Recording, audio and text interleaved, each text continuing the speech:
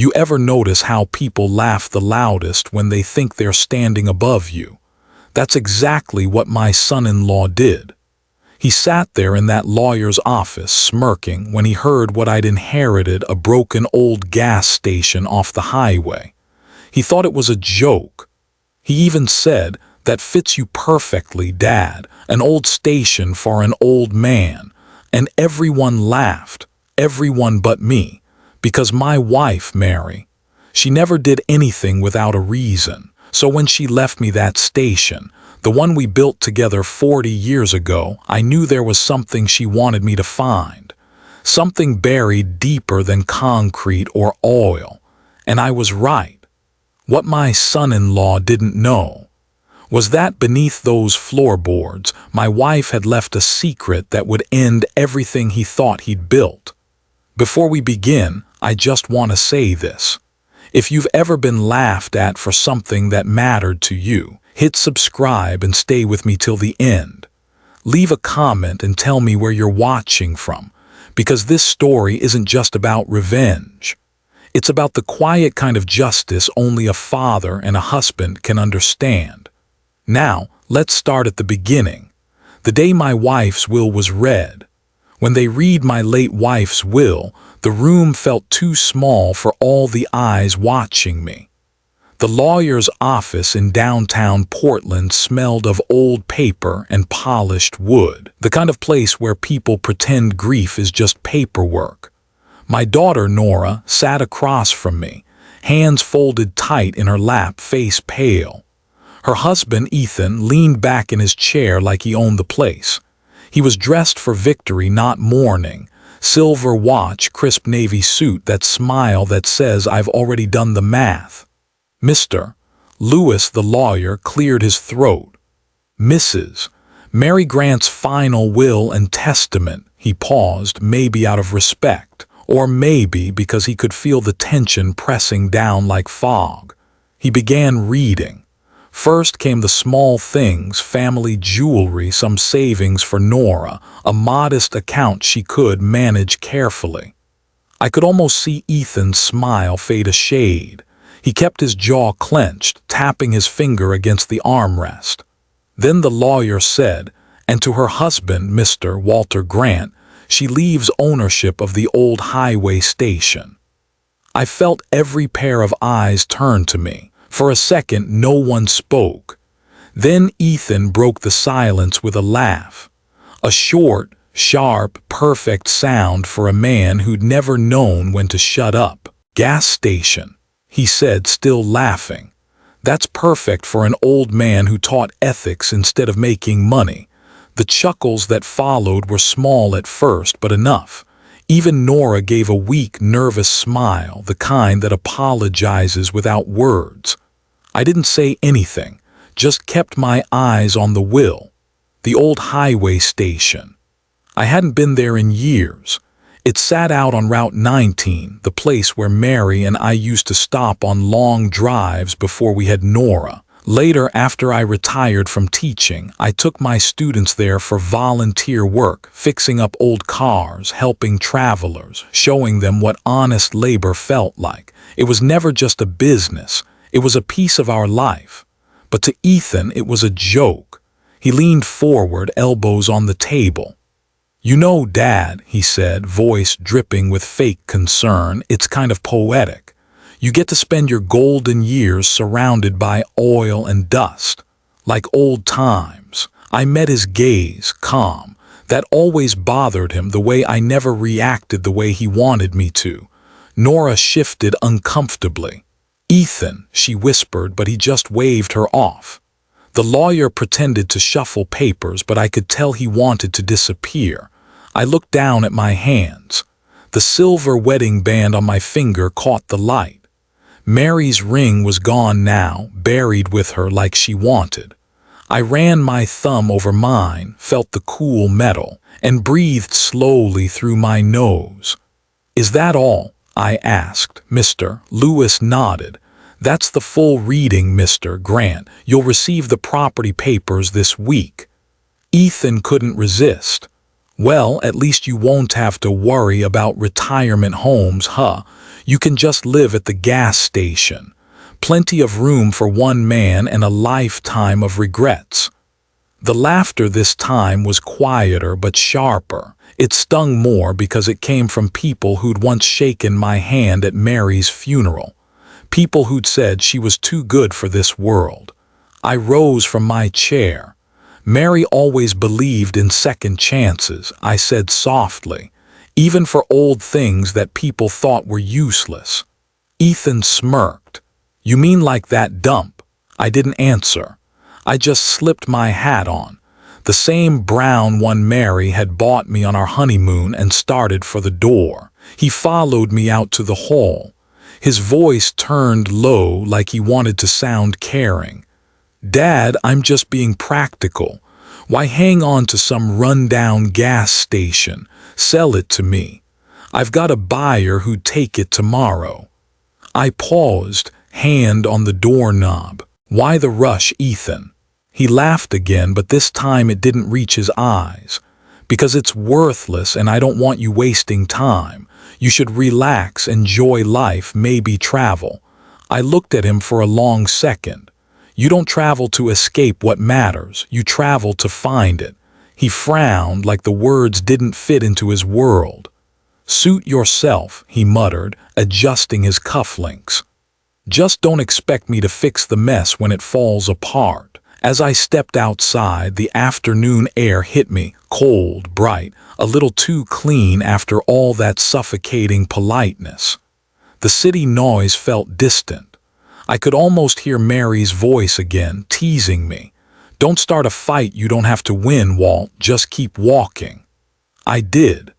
But as I reached my truck, I caught my reflection in the side mirror, older than I remembered but not broken. Behind me, through the lawyer's window, Ethan stood talking to someone, his shadow stretching across the blinds. For a second, I thought I saw him watching me, or maybe it was just the light flickering off the glass. Either way, it felt like something had begun, something I hadn't chosen but couldn't walk away from. I started the engine. The sound filled the silence that had followed me out of that office. The wipers squeaked once, pushing away the fine drizzle that had started falling. Rain on the windshield always reminded me of the night Mary and I first opened the doors to the old highway station. She'd stood there in her yellow raincoat, smiling at me like we had the whole world ahead of us. Now it was just me, but her handwriting on that will, the part that said he'll know what to do with it, stuck in my mind. She'd left me that place for a reason. Maybe not for money, maybe not even for nostalgia, but for something unfinished. The road home stretched ahead, gray and quiet. I tapped the steering wheel, lost in thought. People say you can measure a man's worth by what he leaves behind. I think sometimes it's by what he refuses to let go of. And that old gas station, it was calling me back. Maybe Ethan was right about one thing, it was a mess. But it was my mess. And Mary's fingerprints were still all over it, so I drove west toward the highway.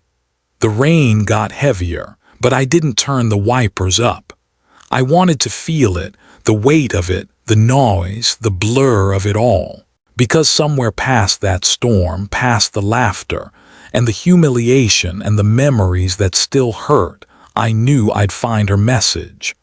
And maybe, just maybe, the truth she'd hidden for me to discover. If you've ever been laughed at for holding on to something that mattered to you, don't go anywhere. You're about to understand why I didn't let go. The highway stretched out like an old memory, familiar, quiet, and full of ghosts. The sky was the color of steel when I pulled my truck over by the cracked sign that still read the old highway station. Only half the letters were there now. The rest had fallen away, just like the years. The grass had grown tall around the pumps, swaying in the cold wind. Rust streaked down the side of the old metal tanks. The air smelled like dust, gasoline, and rain, three things that never really leave a man. I sat there for a minute, hands still on the wheel, watching the place where Mary and I used to stand. It looked smaller than I remembered. Back then it was alive, kids laughing, wrenches clinking, the sound of her voice echoing through the air. Now it was just me and the wind. When I finally stepped out, my boots sank into the gravel with that soft crunch that used to mean home. The front door creaked when I pushed it open, like it was surprised to see me again. Inside, the air was stale, heavy with the kind of silence that follows loss. A single ray of sunlight cut through the broken window and landed on the counter where Mary used to keep her coffee mug. Fuel for the future. It said in fading red letters, the name of the volunteer project we started together. Back then, I was still teaching. I used to bring my students out here every Saturday to teach them how to fix engines, change tires, talk to strangers kindly.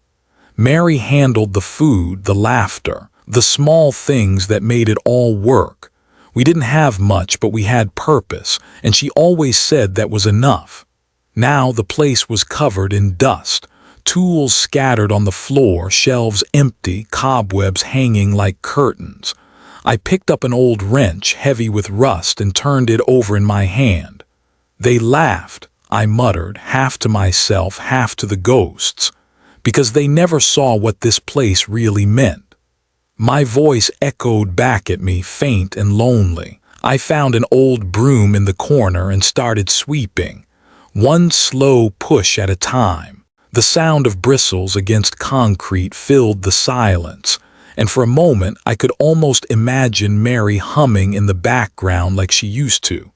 I stopped, leaned on the broom handle, and laughed softly. "Guess I'm talking to dust now, huh, Mary?" My voice cracked halfway through, and I had to swallow before I could breathe again. On the back wall, there was still that faint line she painted all those years ago. I brushed away the grime with my sleeve, and the words came into view: to build is to care. I traced the letters with my fingertips, her handwriting careful, patient, stubborn. I could almost hear her say it again the way she used to when I doubted myself. It's not about fixing cars, Walt. It's about fixing people's faith in each other. I stood there for a long time, breathing in the dust, feeling the weight of everything we built and everything we lost. Then, under the counter, I noticed something. A small tin box, half buried beneath a pile of old invoices. When I picked it up, the lid creaked open to reveal a handful of faded photographs. Most of them were familiar, kids from the volunteer program, group shots in front of the pumps, Mary smiling with grease on her cheek. But one photo made me freeze. Mary was holding a baby, not Nora. I turned it over. The back was blank, no date, no name, no hint of who the child was. For a moment, I just stared at it, my heart thudding slow and heavy. Mary had never mentioned another child. And yet in the picture, she looked so natural, so at peace, like she'd been waiting for that moment her whole life. I sat down on the edge of the counter, the photo trembling slightly in my hand. The wind blew through the broken window, flipping a few pages of an old logbook nearby. Somewhere in the distance, a train horn echoed. "Who are you, little one?" I whispered, staring at the child's face. No answer, hoarse. Just the groan of old wood and the rattle of the door in the wind. I set the picture down beside Mary's faded mug, running my hand over both. "You left me this place for a reason, didn't you?" The question hung in the air, unanswered, like everything else between us now. I kept cleaning after that, slowly, carefully. Each motion felt like a conversation, sweeping the floor, wiping down the shelves, folding the old tarp in the corner. Maybe I wasn't cleaning at all. Maybe I was searching. By late afternoon, light filtered through the window, warm and golden, cutting across the room. For the first time, the gas station didn't look like a ruin. It looked like the memory of something good, like it just needed someone to believe in it again. I looked around, breathing it in. The smell of oil, the faint sweetness of dust, the echo of a woman's laughter long gone. It was all still here, buried under time. "Yeah," I murmured, staring at the words on the wall again. "To build is to care." I picked up the photo one more time before sliding it into my jacket pocket. Something in my gut told me this wasn't just a memory. It was a message. Outside, the sun dipped low, painting the pumps in a soft orange glow. I leaned against the doorframe, staring out at the empty road that used to be full of life. The world had moved on, but maybe Mary hadn't wanted me to. Maybe she wanted me to come back to find something everyone else had missed. The wind carried the faint sound of laughter, or maybe it was just my mind playing tricks. Either way, it made me smile. "All right, Mary," I whispered. "Let's see what you're hiding, huh?" I turned back inside, the old floor creaking beneath my boots, and for the first time since she died, I didn't feel entirely alone. The sun was already setting when I went back inside. The gas station smelled like rust and old rain, and the air had that kind of silence that feels like it's holding its breath. I'd been cleaning for hours, sweeping, dusting, wiping down every surface, when I noticed something I'd missed before. On the corner of the desk, half hidden under a stack of yellowed receipts, was a small wooden box. The edges were chipped, the varnish almost gone, and carved into the lid were 4 numbers, 1978. I picked it up carefully, like it might fall apart in my hands. It was heavier than it looked. The clasp was stiff with age, and when I pried it open, the hinges gave a soft groan, as if they hadn't moved since Mary last touched them. Inside was a small iron key, dark with rust but still solid. Lying beside it was a folded piece of paper, the kind she used to tear out of her old recipe notebook. I unfolded it slowly. Her handwriting hit me like a punch. I'd recognize it anywhere, sharp, slanted, with that little curl she always put on her M's. "When truth gets buried, it read, dig under the floorboards." M. For a second, I just stared at it, my throat dry. My hand started trembling so hard the paper almost slipped from my fingers. Mary. She'd been gone for months, but right there in that moment she felt closer than ever. I sat down on the edge of the desk, the old wood creaking under my weight, and tried to breathe. When truth gets buried. I looked down at the key again, turning it over in my palm. It was cold, colder than it should have been, as if it had been waiting all this time. A sound came from somewhere behind me. Clink, something small hit the floor, a loose nail rolling in a slow circle before settling by my boot. I turned around, heart thudding. "Hello." The neon light above the counter flickered twice, then steadied. No one there, just me, just the wind seeping through the cracks. Still, the back of my neck prickled. It felt like the room was watching me. I laughed under my breath, trying to shake it off.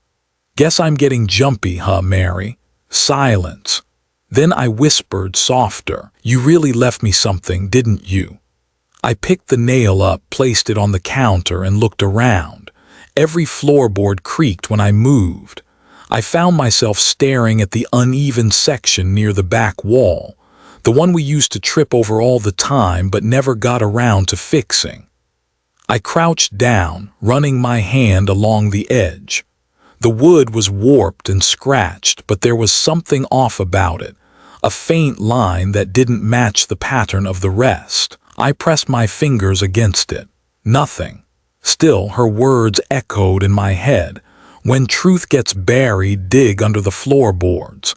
I stood up, pacing slowly. My mind was spinning between disbelief and curiosity. Mary had always been secretive in small ways. She'd kept boxes I wasn't allowed to open, papers I wasn't supposed to read. I used to joke that she'd make a good spy.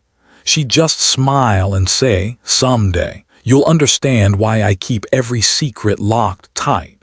Back then, I thought it was just about her journals or the volunteer records, but now, I looked at the note again.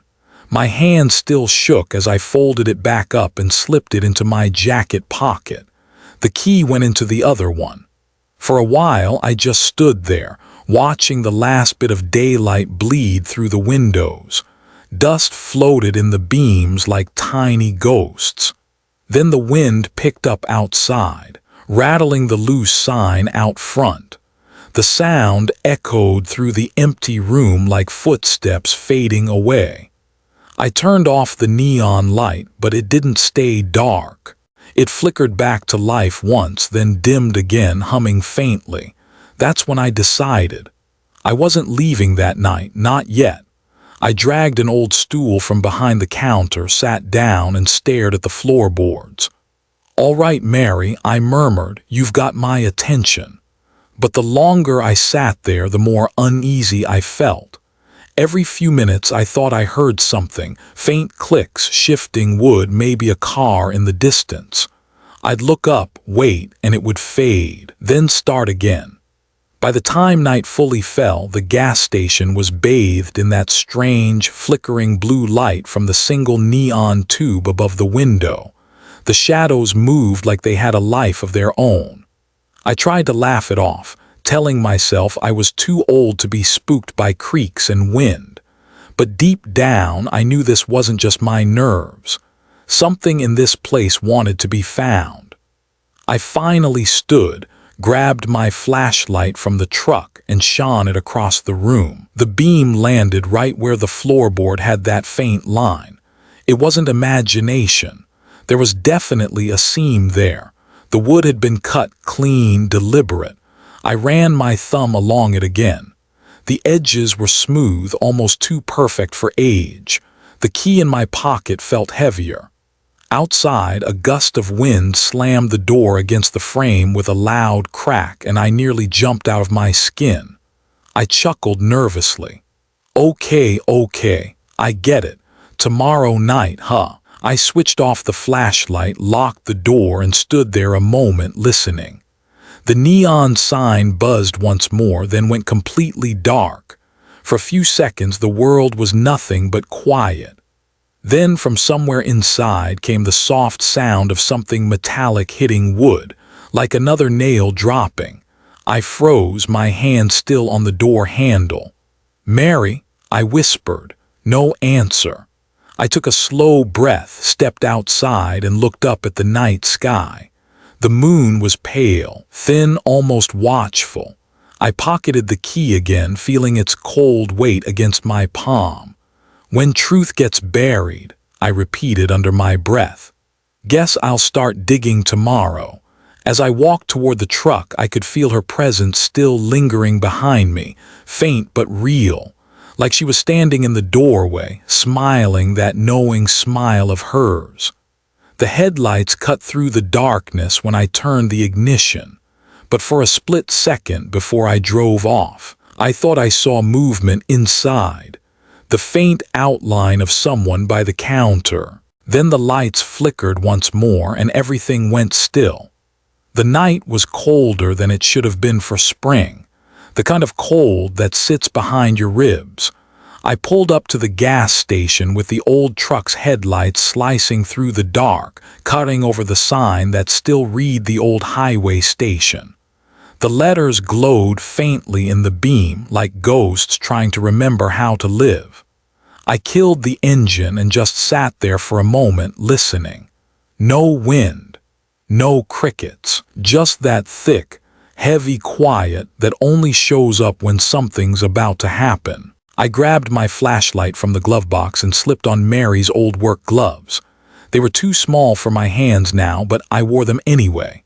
The leather was cracked, soft from years of use. The smell of oil and her perfume still clung to them, faint but familiar.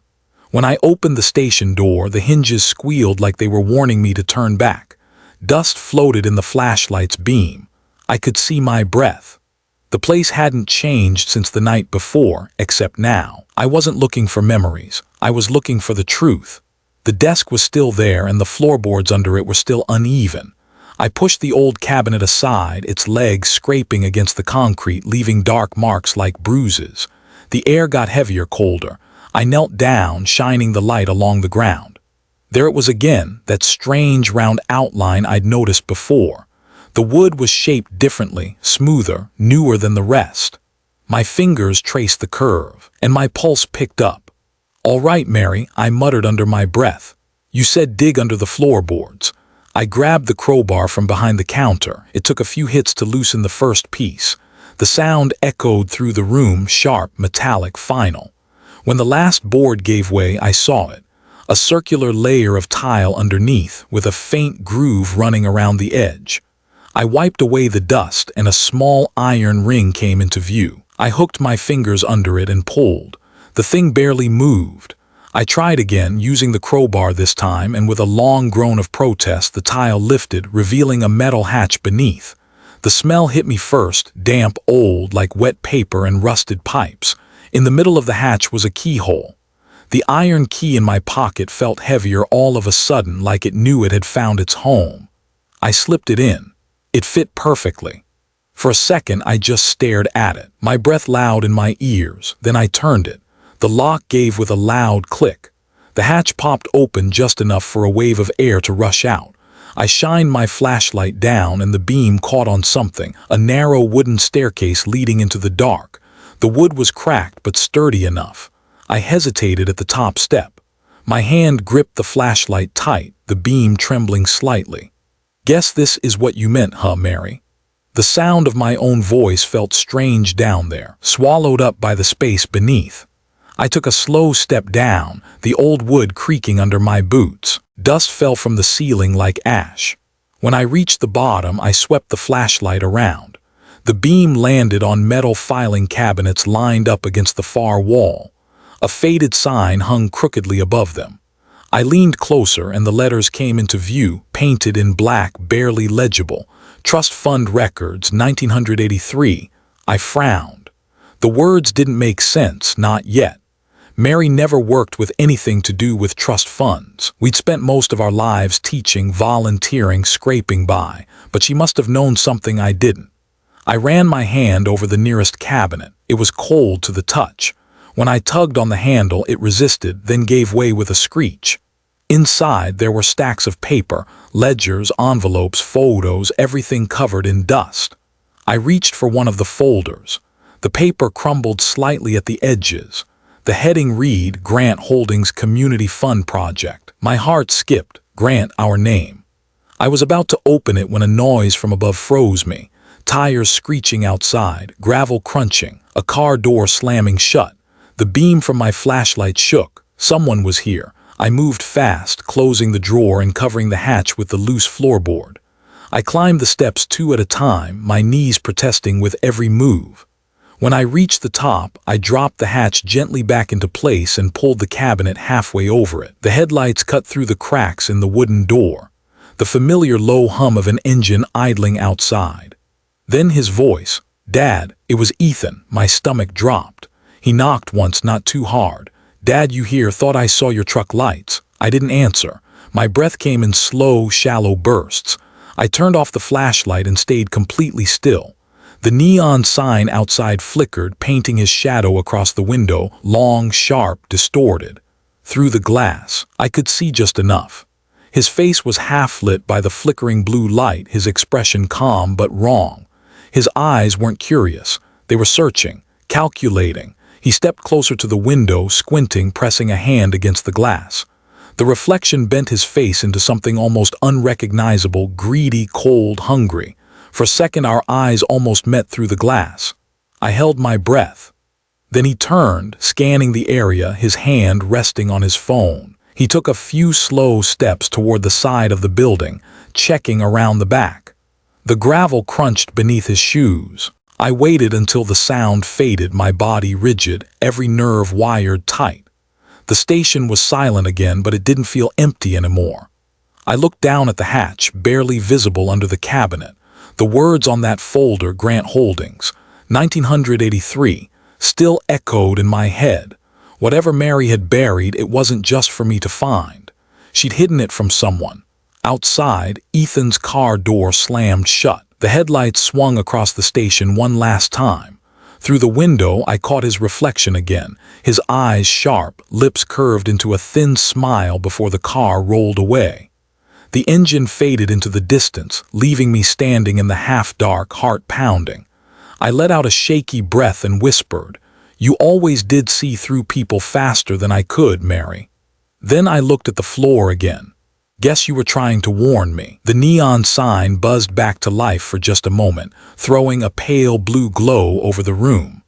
The light flickered across the words on the old wall, "To build is to care."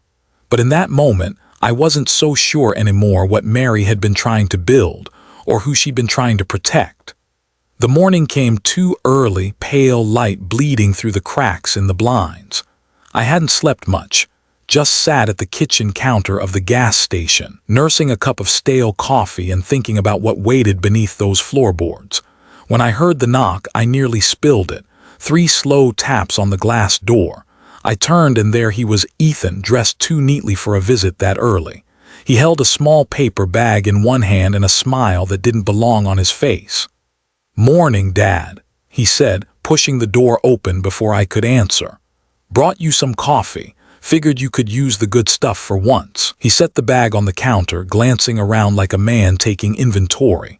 His cologne filled the air, sharp and artificial, nothing like the oil and wood scent that had always lingered in this place. I raised an eyebrow. "You're up early for someone who never liked manual work." He chuckled, the kind of laugh people used to buy time. "Well, trying to be helpful, thought you might need company." "Company?" I asked, taking the paper cup he handed me. It was still warm. "That's new." He looked around again, eyes darting over the shelves, the desk, the patch of floor I'd carefully covered last night. "This place hasn't changed a bit," he said. "You really plan to fix it up?" "Something like that." He crouched down by the old air pump, ran a hand over the counter, then stood.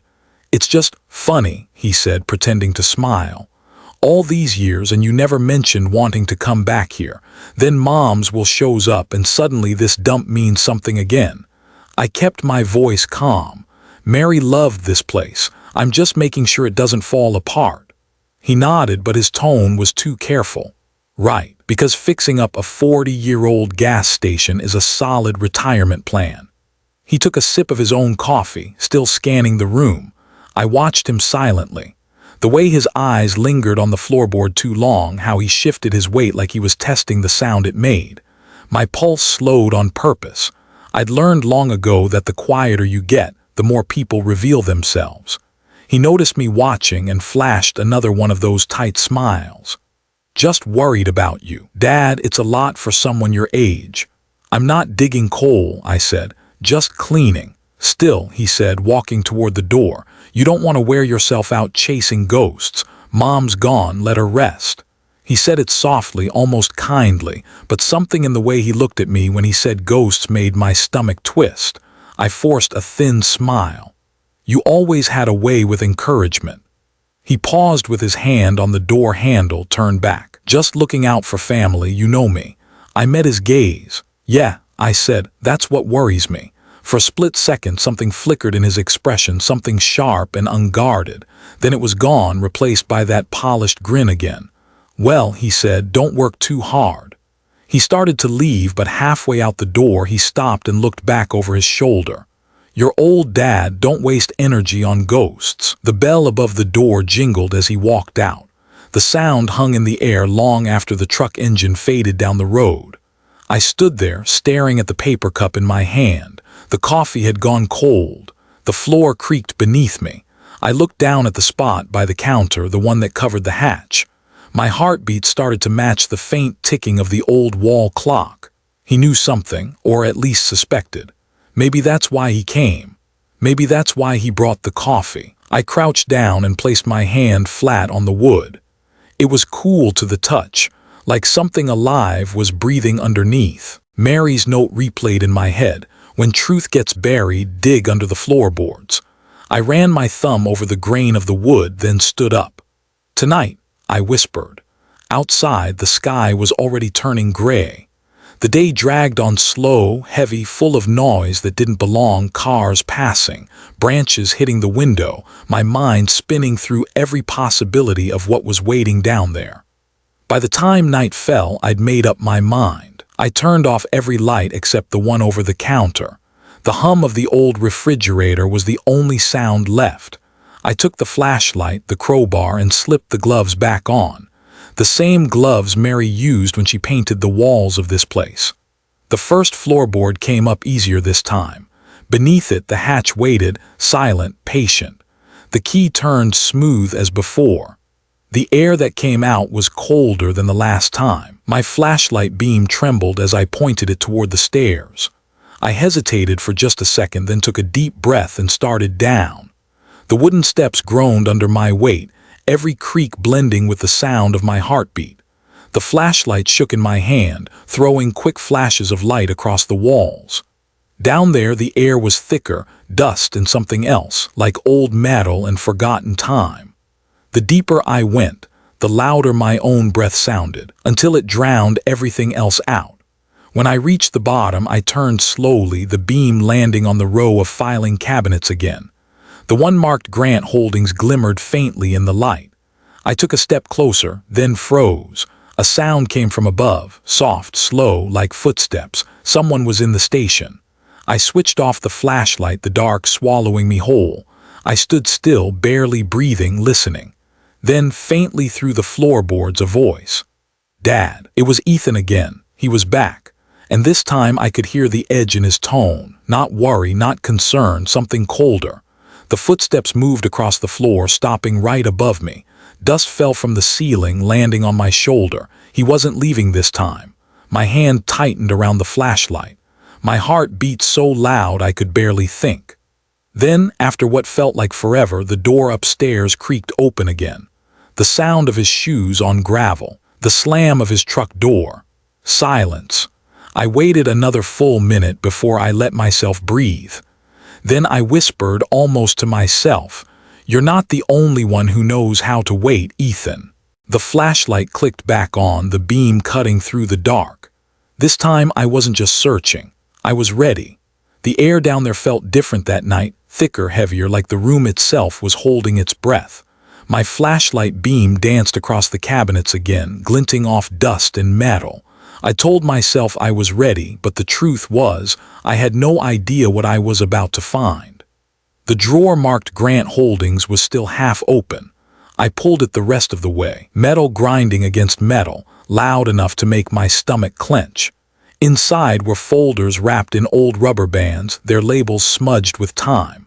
I set them down on a steel table in the corner, my hands shaking just enough to make the papers flutter.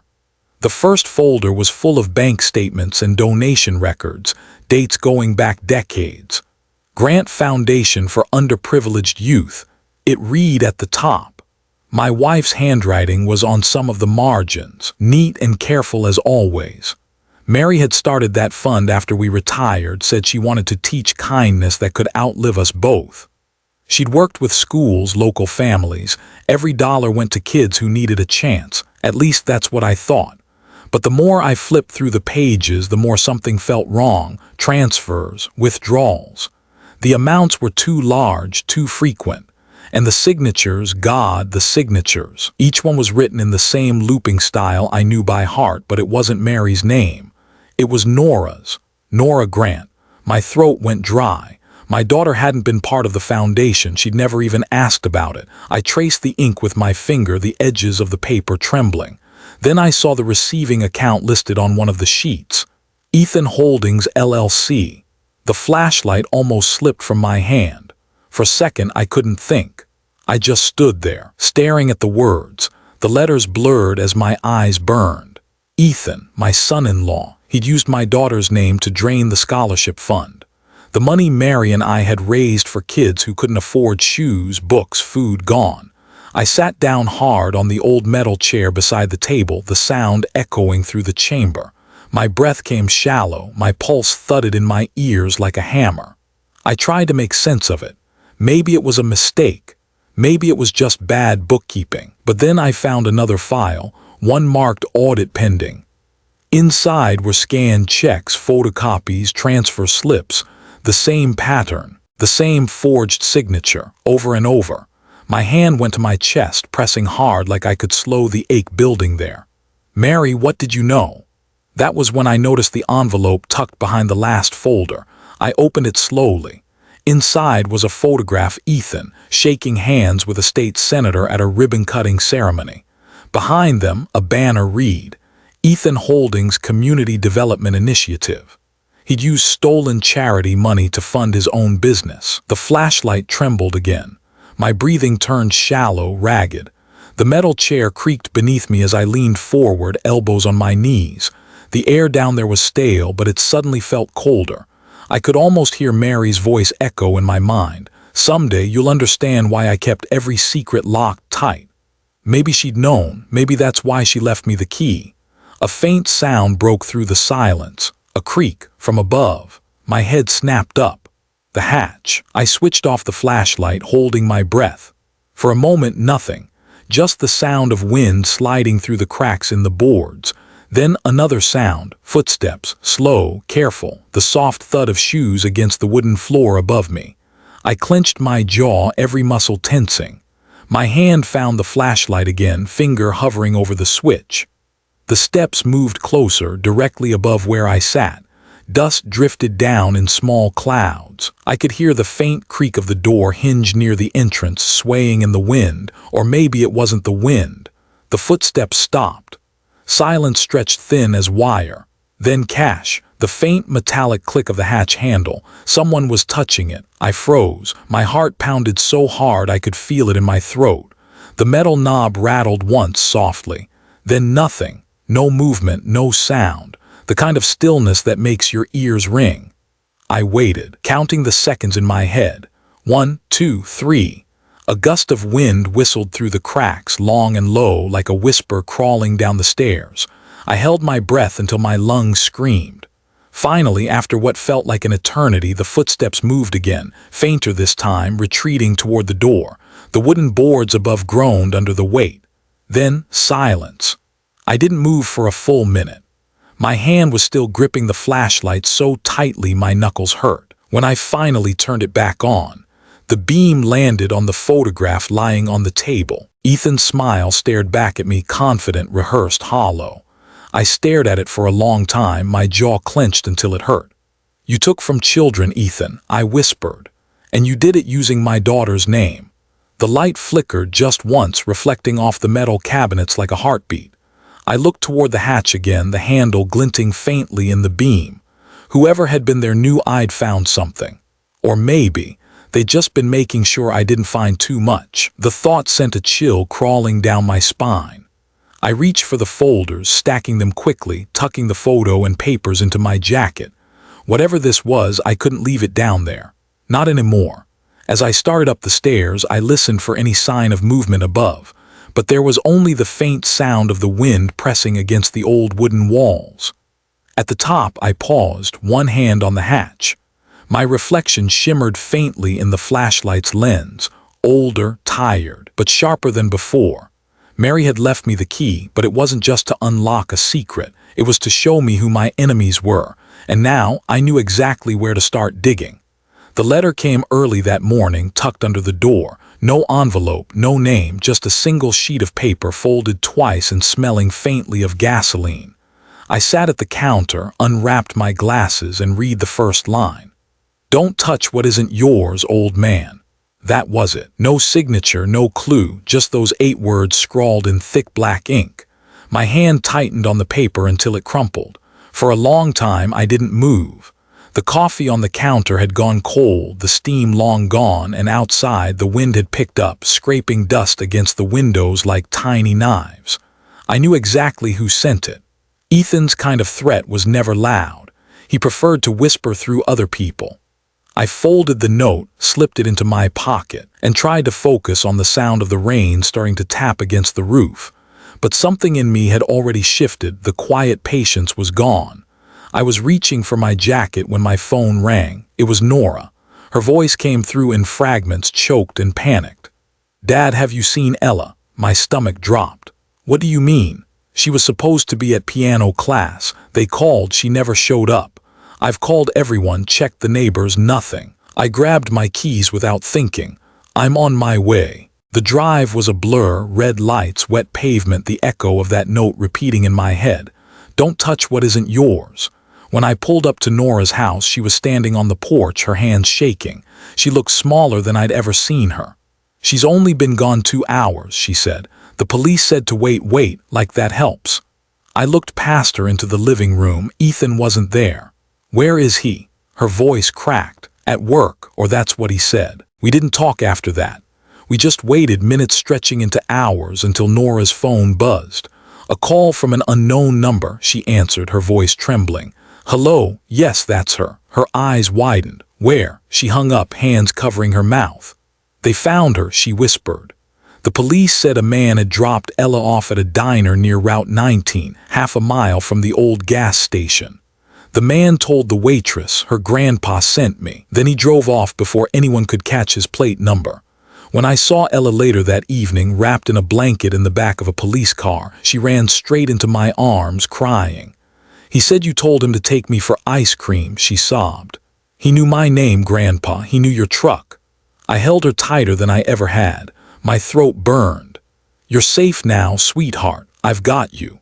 But my heart was pounding with something far worse than fear. That message wasn't just a warning anymore, it was a promise.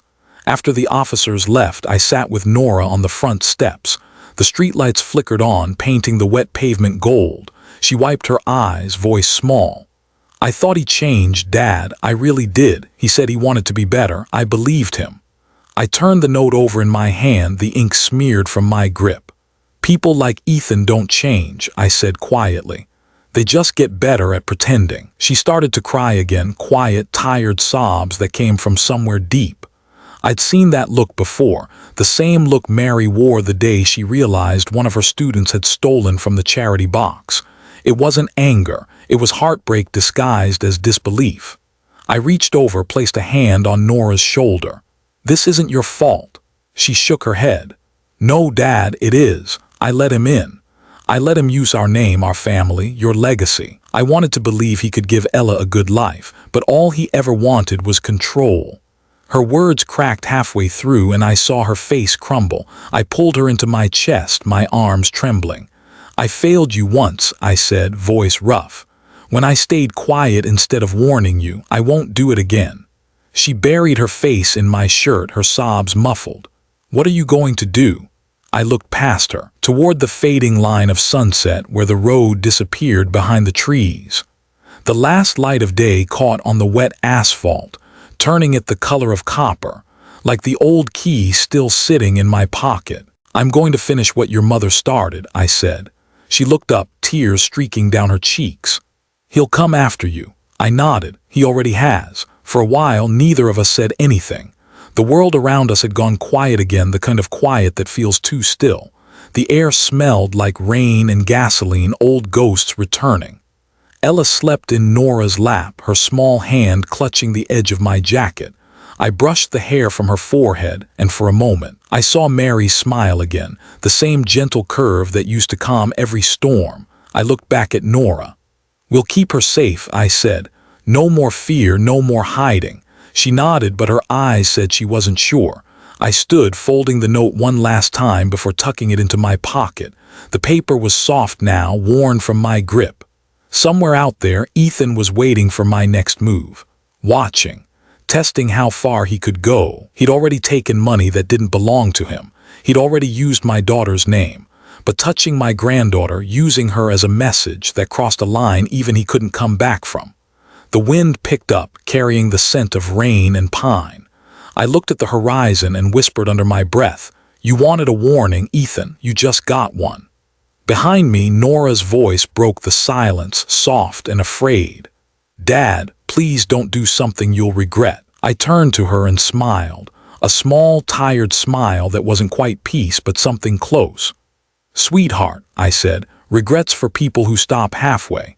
And as the last of the sunlight slipped behind the hills, I knew one thing for certain. Mary hadn't left me that key so I could forgive. She left it so I could finish this. By the next morning, I'd stopped pretending this was something I could handle alone. The threats, the money trail, the lies, it was too big. Mary had known that when she hid everything under the floor. Maybe that's why she'd made sure the key would end up in my hands. I picked up the phone and called the only man I still trusted. "Doyle," I said, my voice rough from a sleepless night. "I need your help, and I need it now." 2 hours later, a silver sedan rolled up to the old gas station. Out stepped Mr. Doyle, my old attorney and friend, and a woman I'd never met before. She looked sharp, focused, the kind of person who could read a room before you even said hello. "Walter," Doyle said, shaking my hand. "This is Elena Cross.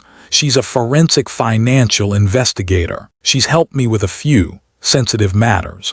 Elena nodded, setting her briefcase on the counter. "You said you found old records, a foundation." I led them down to the basement, the flashlight beam cutting through the stale air. When Elena saw the file boxes lined against the wall, she exhaled slowly. This is more than old paperwork." She put on gloves and started scanning the documents, moving with precision. Every few seconds, she muttered something to herself. Numbers, dates, bank codes. Mr. Doyle just stood there quietly, his eyes heavy. After a while, she stopped, looking straight at me. "Walter, did your wife ever work with national education programs?" "She volunteered sometimes," I said. "She helped with small scholarships, local schools. Why?" Elena glanced at Doyle, then turned the paper toward me. "This station wasn't just a workshop or a charity drop-off. It was an unofficial transfer point for the National Scholarship Fund. Your wife, Mary Grant, was their shadow accountant for over 20 years. She moved small grants for students in poor districts through here, off the books, to protect them from political cuts." I stared at her, stunned. "Mary, she never told me that." "She couldn't," Doyle said gently. "It was risky. The fund came under scrutiny a few years ago. Politicians started redirecting money, burying the real donations. Your wife must have found proof. And when she realized what Ethan was doing, my chest tightened. What was he doing?" Elena pulled another document from the pile. "Using her foundation's name to funnel campaign money, he created fake student accounts under the Grant Foundation and transferred millions to shell companies. One of them, Ethan Holdings, LLC. I sank down onto the old stool. My hands felt numb. "He used her legacy to wash dirty money." Elena nodded. "Exactly, and when Mary found out, she hid the evidence here. She left the key for you, probably knowing Ethan would come after it if she told anyone else." For a long time, none of us spoke. The sound of the flickering bulb above us filled the silence. I rubbed my face with both hands. So the woman who taught me honesty was hiding proof to fight corruption. Doyle smiled faintly. "Sometimes, Walter, honesty means knowing when to stay quiet until the truth is ready to stand on its own."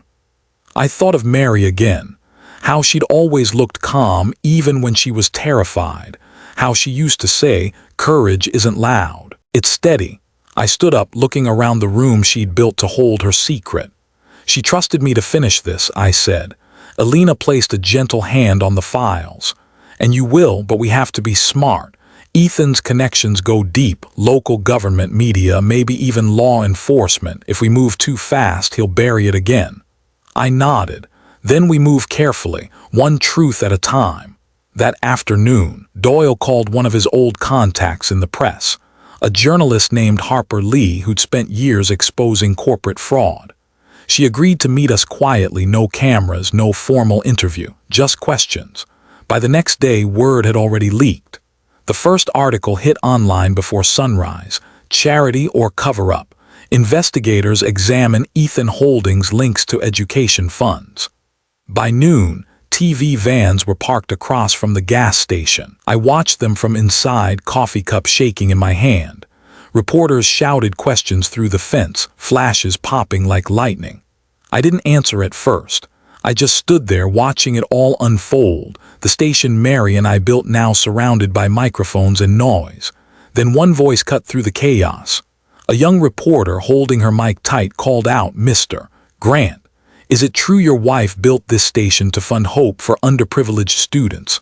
I froze. For a moment, I saw Mary standing where that reporter was, her soft smile, her hands in her apron, the smell of fresh coffee in the air. I felt my throat tighten. She built it, I said finally, my voice trembling, because she believed every child deserves a chance, and because she knew that real change doesn't come from speeches, it comes from people who care quietly. The cameras clicked like rain. I turned away before they could see the tears in my eyes. Behind me, Alina placed a reassuring hand on my shoulder. "You did good, Walter," she said softly. "The story's out now, the truth will do the rest." But I wasn't thinking about justice or headlines. I was thinking about Mary, how she'd carried all of this alone and how her silence had protected us all. Now that silence had become her voice. Outside, the reporters were still shouting, the air full of noise and questions. But inside the old gas station, the hum of the light above me was steady and soft.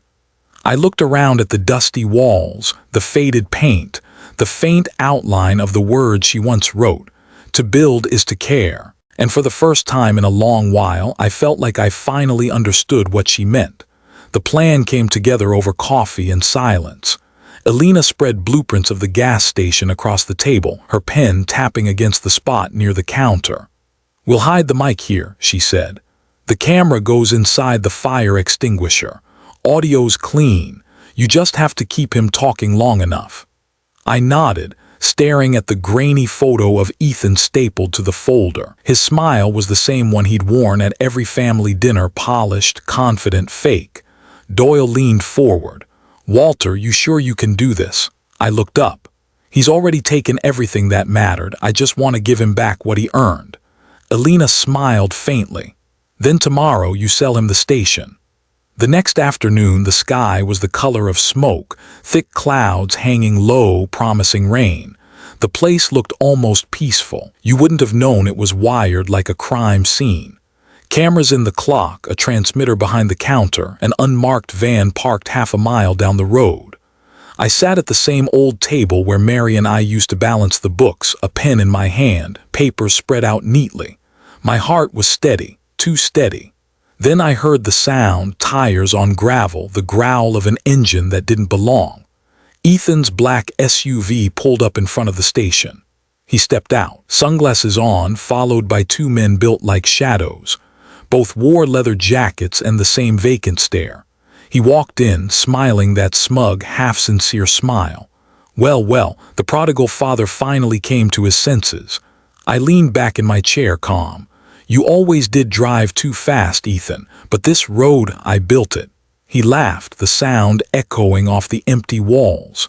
"You built nothing but regret, old man." He tossed the contract onto the counter. "Let's make it official." I glanced at the paper, then at him. "Mary trusted people like you once," I said softly. "It almost destroyed everything she stood for." His smile faltered, just a flicker. "Mary's gone, you can't hide behind her anymore." "I'm not hiding." I pushed the pen toward him. "Go ahead, sign your part first."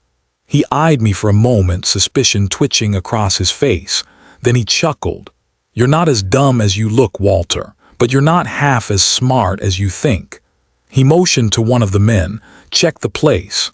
They split up, one heading toward the back door, the other circling behind the shelves. My pulse kicked up, but I kept my hands flat on the table.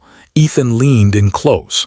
I could smell his cologne, the kind of scent that tries too hard to say power. "Here's how this goes," he whispered. "You sign it and we walk out happy. You don't." He reached into his jacket and pulled out a gun. "Then you and your pretty little granddaughter might both have accidents." The room tilted slightly, but I didn't move. "You think you scare me," I said. "You don't even scare yourself anymore." His jaw tightened. "Sign it." I took the pen slowly, my hand steady, but before the tip hit the paper, the overhead light flickered once, twice. Ethan's eyes darted up. "What the hell?" The lights cut out completely, plunging us into half-darkness. A second later, the door burst open. "Police, drop your weapon." The room exploded in chaos. Ethan spun around, the gun raised, but one of his men stumbled back as red laser sights streaked across the walls. "Hands where we can see them."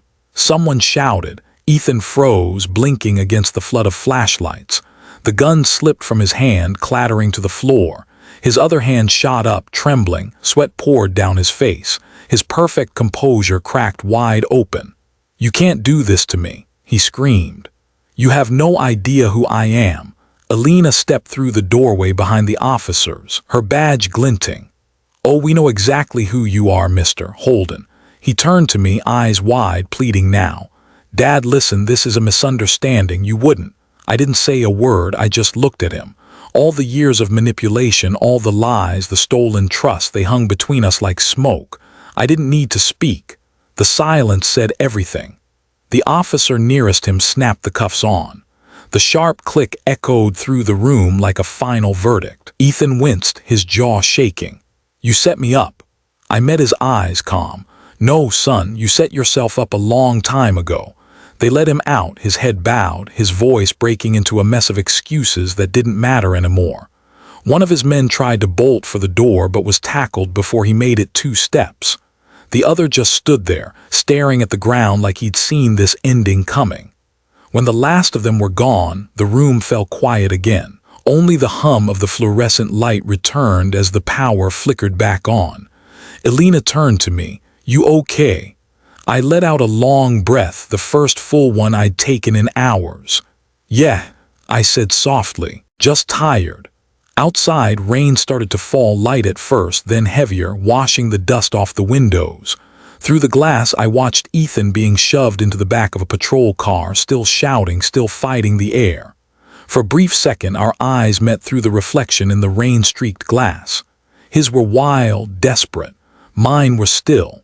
The engine started and the car pulled away, the red and blue lights flashing across the wet pavement.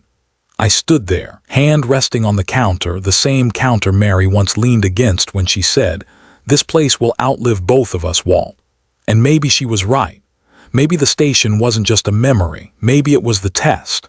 As the last siren faded, I whispered, "You built nothing but regret, Ethan, but I built something that lasted." Then I switched off the light and let the rain do the rest. The story broke before sunrise. Every TV channel, every local paper, every online headline carried the same words. "Retired teacher exposes corruption ring through his late wife's legacy." I sat outside the gas station, the same spot where it had all started. The storm had passed, leaving the pavement wet and shining under the afternoon sun. The light hit the faded sign just right, and for the first time in years it looked almost new again. The police tape was gone. The cameras had left. What remained was the quiet hum of the highway and the smell of rain on hot metal. I'd been sitting there for a while, just listening, breathing in the peace that finally felt earned. Across the street I could see a few neighbors waving as they passed. People who hadn't looked my way in years were stopping by to shake my hand. Some brought flowers, others just said thank you. Funny how truth changes the way people see you. A car pulled up, tires crunching over gravel. Nora stepped out, her hair pulled back, eyes red but clear. She didn't say anything at first, just walked straight toward me. When she finally reached me, she dropped to her knees and wrapped her arms around me so tight it took my breath away. "You didn't just save us," she whispered. "You saved Mom's dream." I felt my throat tighten. I rested a hand on her shoulder, the way I used to when she was little and scared of thunderstorms. "Your mother was braver than both of us combined," I said. "I just followed the trail she left." Before I could say more, a small voice called out from the car. "Grandpa." Ella came running down the gravel path, her sneakers splashing through puddles. She threw her arms around my leg, squeezing with all the strength a 9-year-old could manage. "Grandpa, you're my hero." I couldn't help but laugh, a real one this time, the kind that starts deep in your chest. I bent down and pulled her close. "No, sweetheart," I said softly. "Your grandma's the real hero, she just let me hold the hammer." Nora smiled through her tears. "She'd be proud, Dad." I looked up at the sky. The clouds were parting now, sunlight spilling through in long, golden rays. Somewhere between the wind and the hum of the highway, I could almost hear Mary's laugh again, soft, warm, and steady. "I kept the promise, Mary," I whispered. "The road is clean again." The 3 of us stood there for a while, the world finally quiet around us. Ella climbed up onto my lap, her head resting against my chest. Nora leaned against the old pump beside me, her hand on my shoulder. It felt like the first real peace our family had known in years. A pickup truck drove by and honked twice. The driver waved out the window and shouted, "Good job, Mr. Grant." I smiled. Guess news travels fast. Nora laughed, wiping her eyes. "Dad, you're trending." "God help us all," I said, shaking my head. The sound of distant chatter drifted from a nearby cafe, the same one where I used to meet my students after class. Someone had taped a newspaper clipping to the window. I could make out the headline even from here, "The Old Highway Station, a Legacy of Integrity." It felt strange, seeing Mary's name in print. She'd never wanted fame, never wanted recognition. She just wanted to build something good and honest, and somehow she still had. I thought about the lessons I used to teach, about the kids who'd sat in my classroom dreaming of better things. Maybe some of them were reading about this now. Maybe they'd remember what I always told them. The smallest good act can outlive you if you build it right. The sun dipped lower, painting everything in gold. The old sign creaked softly in the wind. Ella had fallen asleep in my arms, her breathing slow and even. I looked over at Nora. "You ever think maybe Mom knew this would happen, that she left the clues on purpose?" She smiled faintly. She always was 5 steps ahead of everyone. "Yeah," I said, smiling too, "that's how she built this road." We sat in silence for a moment, listening to the low hum of the highway. Then I said, almost to myself, "Sometimes justice isn't loud, it doesn't need to be." Nora looked at me. "What do you mean?" "Doesn't always roar," I said, glancing down at Ella's sleeping face. "Sometimes it whispers through the hands of a father who never stopped building." She nodded, her eyes shining. "And a mother who never stopped believing." We both looked out at the horizon. The world didn't feel heavy anymore, it felt open. The sun kept sinking, throwing long shadows across the cracked concrete. For the first time, those cracks didn't bother me. They felt honest, proof that something had survived. I picked up a small rock and tossed it toward the sign. It hit the pole with a soft clink. The echo faded into the wind. Maybe this was what peace looked like, not fireworks or applause, just quiet air and the people you love still standing beside you. I took one last look at the old station, the chipped paint, the rusted pumps, the faint words Mary once wrote on the wall, "To build is to care." That line had carried her through everything. Now it would carry me too. I stood, shifting Ella gently in my arms, and turned toward the car. Nora followed, resting her head briefly on my shoulder before unlocking the door. As I buckled Ella in, I looked back one last time at the station glowing in the fading light. It wasn't just a building anymore.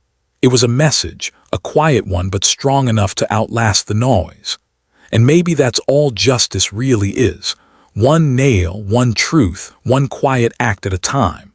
So wherever you're watching this from, tell me where in the world you are, so this story of quiet fathers, of second chances, and of unfinished roads can travel a little farther. Because somewhere out there, someone's still building. And maybe, just maybe, they need to hear that it's worth it.